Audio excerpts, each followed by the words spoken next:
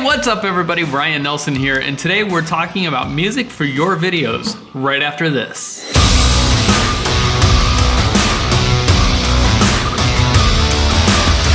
Okay, so maybe you're new to YouTube, or maybe you're just starting to put some videos together, or you've been using one service for a while and you just want to broaden your music up and try another service. I currently use 3 different music services, and I'm going to share with you what I like and don't like about each one of them. Let's get going.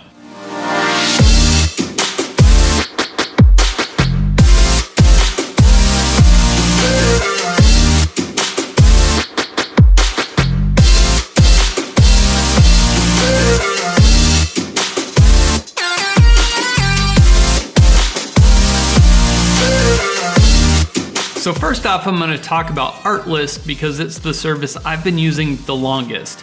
I've been really happy with it, and what I really like about this website is it's got a very clean layout, it's easy to navigate through, and they give you different options on how to search for your music. You can search by mood if you want happy or sad or angry or playful, video theme, depending on what kind of theme you're going with. I tend to find myself using the vlog theme a lot. I find a lot of music in there that seems to work pretty well with my videos, my style. You can also search by instrument, and I do this sometimes if I'm putting a video together and I'm like, this really needs a guitar or some piano, or maybe I want some ukulele in there. You can even search by mandolin and ukulele. Artlist does always seem to be updating music. There's always something new on there. And when I am searching for music for my videos, I tend to sort it by the newest, so I can go through some of the newer things that is out there, and maybe not so many people have used this same song in their video as well yet. The other thing I really like about Artlist is they show you a little clip of the audio waveform, which once you start listening to music and getting into adding music to different types of videos, you can start looking at that visual waveform and kind of get an idea of that song might or might not work in your video, or what it's going to sound like. If it's going to be loud and then quiet, then loud and then quiet. That's not good for background music because it kind of gets distracting when it gets loud. Or maybe you want something that's boom, boom, boom. You can kind of see that in the waveform. So I do like that a lot. That helps me sort out some music. Now there's 2 things about Artlist that do bother me just a little bit.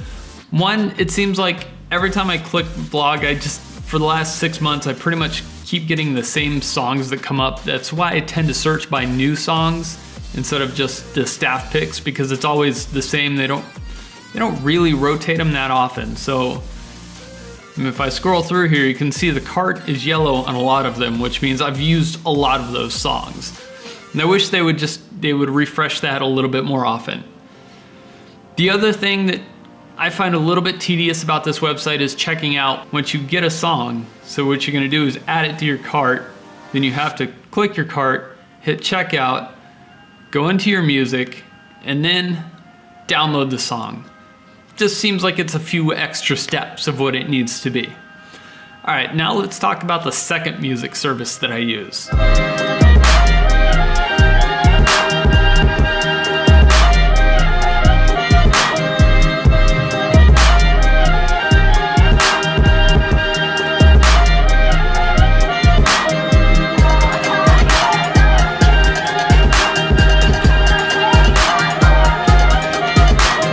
Alright, so moving on to my second service, I've been using it for maybe a month and a half. It's Epidemic Sound, and there is some good music on this website. I find the website itself a little clunkier than Artlist and not quite as easy to navigate.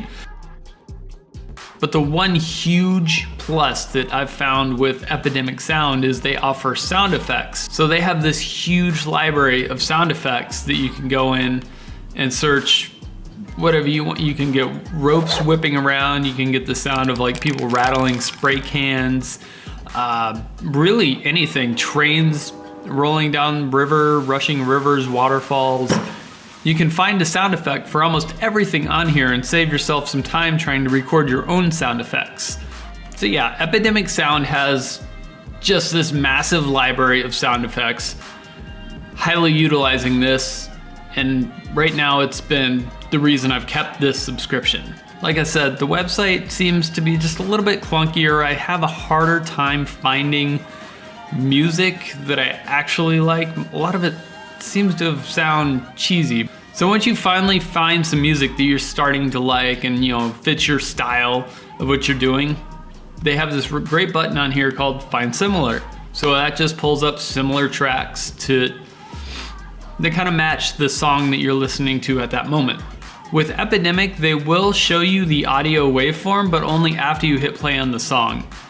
And the way I search for music, like I said, with Artlist, that's very helpful to see it for every song before you hit play. So this one, I kind of look at the beats per minute and the energy level of it. So on this site, you have to hit play, and then that will bring up the audio waveform visual file for that song. Now, once you do find that song that you want to use in your video, Epidemic Sound is much easier. You just click download and download full mix, or download all stems if you want to use just a certain part of that song. Now, I haven't fully utilized that feature yet, but I can see it coming in very handy. All right, so that's Epidemic Sound. Now let's check out the third service I just started using.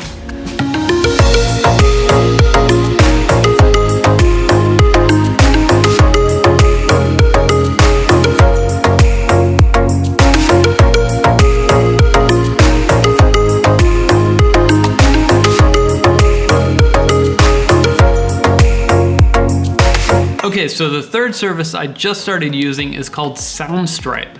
And I've been listening to music on this website for a little over a month, and I really like the selection of music that they have, so I finally just bit the bullet and signed up for their service as well.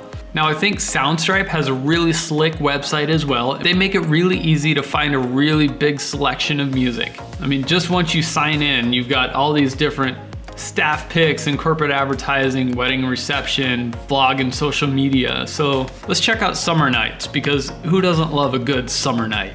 So on Soundstripe, just like Artlist, they show you a little visual bit of the audio waveform. And here's something cool that I just found. So you can click down here and get a different version of each song, shorter versions. So if you don't want the full 2 minutes and 48 seconds of this song, you can get a 15-second version of it, a 30-second version, or a minute. And I've noticed this once I check out, that there have been different versions of the song. I literally just saw that there was an arrow to check out those versions, so that's pretty cool. All right, so like I said, they have a really good selection of music. I haven't found too much in here that I'm like, nah, like why is this even on this website?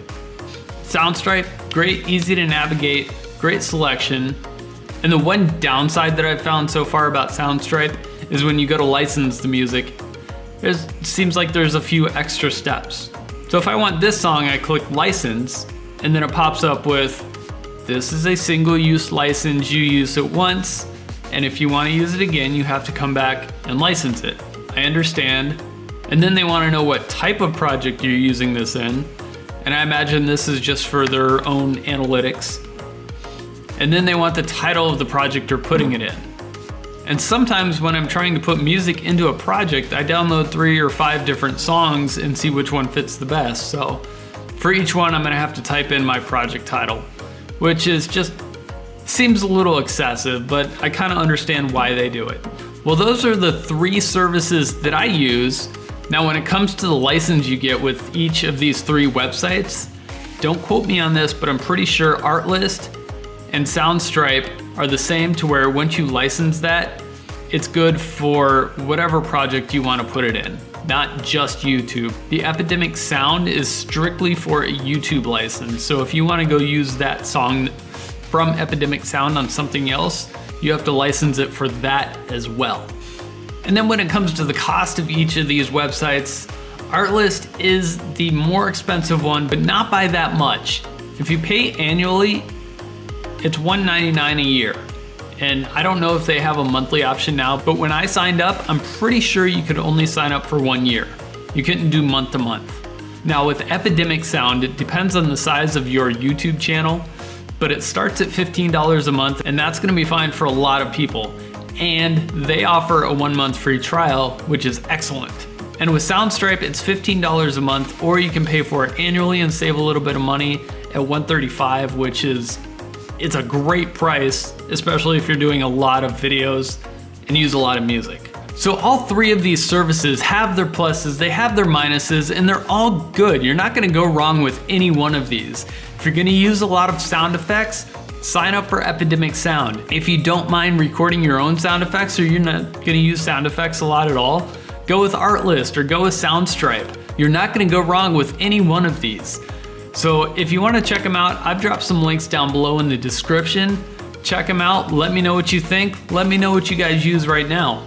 These are just three that I've used, I've tried, and I've had good luck with them so far. So if you guys like this, hit that thumbs up button down there, hit that subscribe button, and I'll see you guys next time.